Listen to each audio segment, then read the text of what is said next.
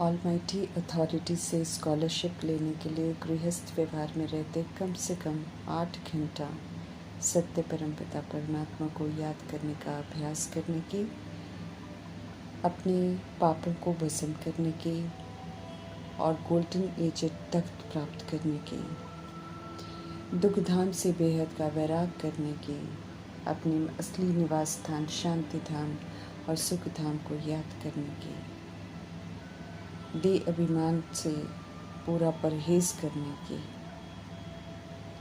दुख हरता सुख करता परमपिता परमात्मा के हम आत्माओं के लिए आज की मुरली से शिक्षाएं।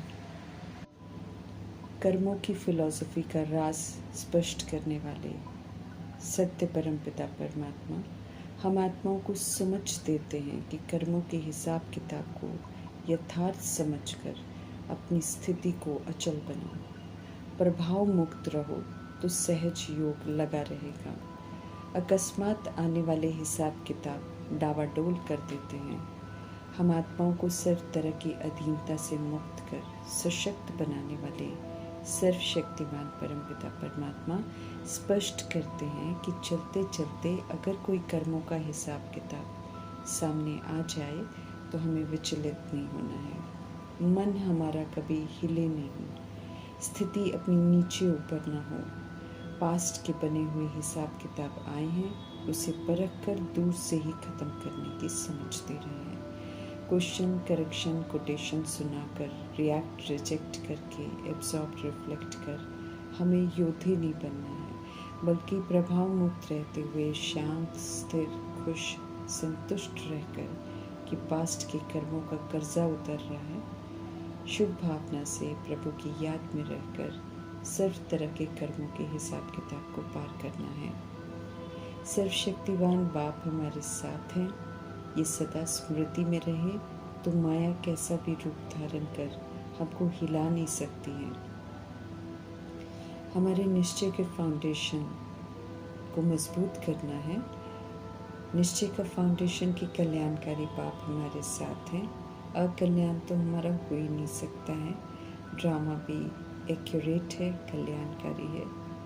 समय पर निश्चय के इस फाउंडेशन को, कर्मों की गुह्य गति को याद रखना है तो हम सहज योगी बन जाएंगे, क्योंकि फिर हम विचलित नहीं होंगे, प्रभु की याद बनी रहेगी। बुद्धि का योग सुप्रीम रूह से डिस्कनेक्ट नहीं होगा। मीठे परमात्मा समझ दे रहे हैं कि समय है निरंतर योगी बनने का। युद्ध करने वाला योद्धा बनने से तो नुकसान होता है। हिसाब किताब तो आएंगे ही हमारे सामने, लेकिन उन्हें अचल रहकर पार करने में ही हम आत्माओं का कल्याण है। युद्ध करने से हिसाब किताब हमारे बढ़ते हैं। बिंदी लगाकर अचल रहने से हिसाब किताब सेटल हो जाते हैं। कर्मों के बंधन का बोझ उतर जाता है। सर्व बोझों से मुक्त करने वाले परमपिता परमात्मा हम आत्माओं को डबल लाइट रहने की विधि बताते हैं। अज्ञानता में तो जिम्मेवारियों के बोझ के गीत गाते रहते हैं और स्व की उन्नति के लिए जो करना ज़रूरी है उस पर ध्यान ही नहीं देते हैं। जबकि समय आ गया है स्व को सुधारने का। हाथ पर हाथ रखकर नहीं बैठना है हमें। सब कुछ संभालते हुए, कर्तव्य निभाते हुए अपनी जो जिम्मेवारियों का बोझ है वो बाप के हवाले करना है। करावनहार सर्वशक्तिवान का संग है, उनके डायरेक्शन के प्रमाण करनहार बनकर कार्य करेंगे तो यकीनन हम डबल लाइट रहेंगे, सब कुछ संभालते हल्के रहेंगे। विस्मृति के इस वायुमंडल में 63 जन्मों की विस्मृति के माया जाल से बाहर आकर हमें स्मृति स्वरूप बनना है। इसलिए मीठे परमात्मा को, हम आत्माओं का ध्यान रोज जरूरी बातों पर खिंचवाना ही पड़ता है। पुनः स्मृति दिला रहे हैं कि वे आए हैं हम आत्माओं को दुख धाम का संन्यास कराने, अर्थात दुख धाम की रीति रस्मों से मुक्त कराने, जो हमें दुर्गति में ले जा रहा है और दुखों का पात्र बना रहा है। समझ देते हैं कि दुख धाम में सब रीति रस्में जितनी भी हैं सारी इलीगल हैं, विकारी हैं। आधा कल्प उन रीति रस्मों के प्रमाण चलकर हमने अपने लिए दुख ही खरीदे हैं। अब इससे बेहद का हमें संन्यास चाहिए, अर्थात इसमें विराजमान बुराइयों को यूज़ नहीं करना है। गृहस्थ में रहते हुए सभी कांटों को यूज़ नहीं करके हमें अलौकिक होकर रहना है। ये कांटे जो हैं ये विकार रूपी कांटे हैं, इनको यूज़ करके तो हम शूद्र बन गए, तो अब इनको बिल्कुल यूज़ नहीं करना है। अब तो दुखधाम को और दुखधाम के रीति रस्मों को, कांटों को पीट कर परमपिता परमात्मा के श्रेष्ठ मत पर चलकर फूलों के बगीचे में चलने की तैयारी करनी है। फिर से गृहस्थ को हमें आश्रम बनाना है। आधा कल्प की बेसमझी को ख़त्म कर समझदार बनना है। देभान दे अभिमान को ख़त्म करना है। बेसमझी और विस्मृति हावी हो गई है, इसलिए सुप्रीम टीचर परमपिता परमात्मा को हम आत्माओं को सत्य से परिचित कराना ही पड़ता है। शांति धाम की रहने वाली शांत स्वरूप आत्माएं इस समय अपने को शरीर समझकर और दैहिक धर्म को यूज़ कर अशांत हो गई हैं और अब शांति की चाहना रख शांति के लिए मंदिरों में जाकर देवताओं के जड़ चित्रों के आगे, परमात्मा के जड़ चित्र के आगे जाकर शांति देने की प्रार्थना कर रही हैं। सदैव ही शांति के सागर परमपिता परमात्मा हम आत्माओं को स्वधर्म में टिक कर शांति दूत बनकर शांति का सहयोग देने की विधि बता रहे हैं। शिव बाबा से शांति का वर्षा इस समय संगम युग में मिल रहा है।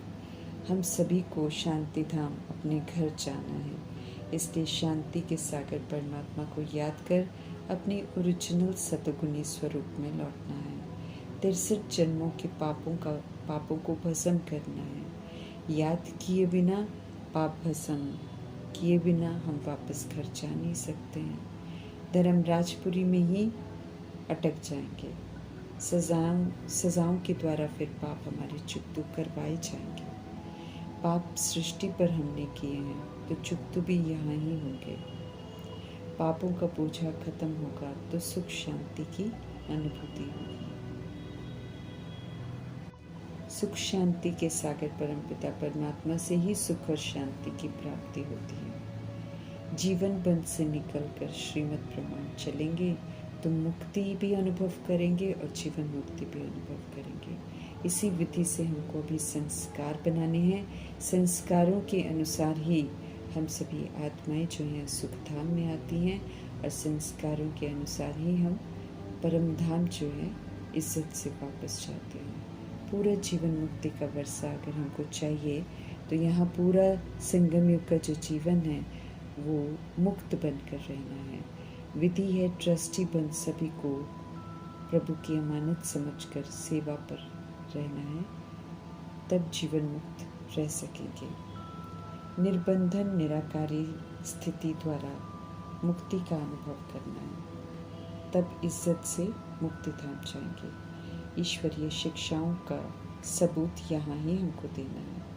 मीठे परमात्मा को, अपने घर शांति धाम को, सृष्टि पर सुख धाम को याद करना है तो स्मृतियाँ जो हैं वो बरकरार रहेंगी और पुरुषार्थ तीव्रता से चलता रहेगा। जो सत्य भूला हुआ है उसे हमें याद करना है, फिर से पवित्र बनना है और पवित्र दुनिया कलयुग को भूलना है। रावण राज्य से दे अभिमान से अपवित्र दुनिया स्थापन हुई है। अब रावण की मत पर हमको नहीं चलना है, अब तो निराकार राम की मत पर चलकर राम राज्य स्थापन करने में हमें पूरा मददगार बनना है। संगम युग ही समय है जब हम सत्य पाप से सत्य सुनते हैं, सत्य को अपनाते हैं तो सचखंड में जाते हैं। रावण रूपी दे अभिमान हमें असुर बनाता है। समझ मिली है तो दे अभिमान में अब नहीं आना है। झूठी माया, झूठी काया, झूठा संसार की गुलामी से बचना है। श्रीमत पर चल अपने परम पिता परमात्मा की याद में रहते हुए चांदी, तांबे, लोहे की मिलावट को स्व के अंदर से निकालना है। फिर से हमें सच्चा सोना बनना है योग बल से। हम आत्माओं को फिर से सत्य प्रधान बनना है। जब तक ड्रामा में मीठे परमात्मा मौजूद हैं तब तक ही हम सब सत्व प्रधान बन सकेंगे। गोल्डन एजेड जीव आत्मा बनना है, दुख धाम का बेहद का संन्यास करना है। सत्य चैतन्य बीज रूप निराकार परमपिता परमात्मा सृष्टि रूपी कल्प वृक्ष की नॉलेज हम आत्माओं को देते हैं, सारे राज समझाते हैं। तो सदैव पवित्र परमात्मा के श्रेष्ठ मत पर चलना है, अपने को आत्मा समझ आत्मा के स्वधर्म में रहकर देही अभिमानी बनना है। श्रीमत पर चल फर्स्ट क्लास पुरुषार्थ करेंगे, संपूर्ण पवित्र बनेंगे तो फर्स्ट क्लास गोल्डन एजेड तख्त मिलेगा। संगम युग में इस ब्राह्मण कुल के तख्त अर्थात पुरुषोत्तम संगम युग के तख्त में जागृत अवस्था में रहकर उत्तम पुरुषार्थ कर देवताई तख्त लेना है।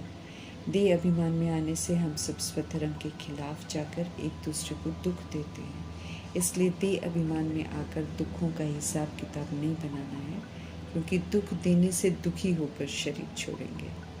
स्वधर्म में रहकर सभी को सुख देना है। याद की यात्रा निरंतर हो, ये ध्यान रखना है। हमें मनमना भव होकर रहना है, तो देह का जो पराया धर्म है वो छूट जाएगा।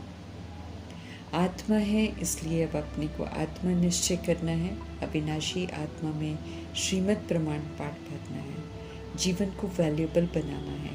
8 घंटे सच्ची याद में रहने का अभ्यास करना है। याद से ही पवित्र बन, पाप संग पवित्र धाम अपने घर जाएंगे। पाप कोई रह जाए, पाप कोई रह न जाए, इसका पूरा ध्यान रखना है, क्योंकि रह गए तो फिर जन्म लेना पड़ेगा। बाबा स्पष्ट कर रहे हैं, गर्भ जेल की सज़ा खानी पड़ेगी और फिर धर्मराजपुरी की सज़ाएं खानी पड़ेगी। बनाए हुए कर्मों के हिसाब किताब तो सभी को चुकतो करने ही हैं। प्रभु का संग कर 100% हमको सेंसिबल बनना है, 100% सुख का वर्षा लेना है। ईश्वरीय संप्रदाय के बने हैं तो हमें ईश्वरीय राय पर चलना है, दैवी संप्रदाय का बनना है। माया से सावधान रहना है, विस्मृत नहीं होना है। दैवी गुणों से आसुरी गुणों में लाकर अब पवित्र बना देती है, परीक्षा लेती है माया। इसी में तो पास होना है। कमी कमजोरियों को यूज़ नहीं करना है, पवित्रता को कायम रखना है, कभी भी खंडित न हो, इसका ध्यान रखना है। तब हम मायाजीत बन सकेंगे। आसुरी संप्रदाय से निकालकर दैवी संप्रदाय बनने की विधि बताने वाले सत्य परमपिता परमात्मा जी का धन्यवाद करते हुए ओम शांति।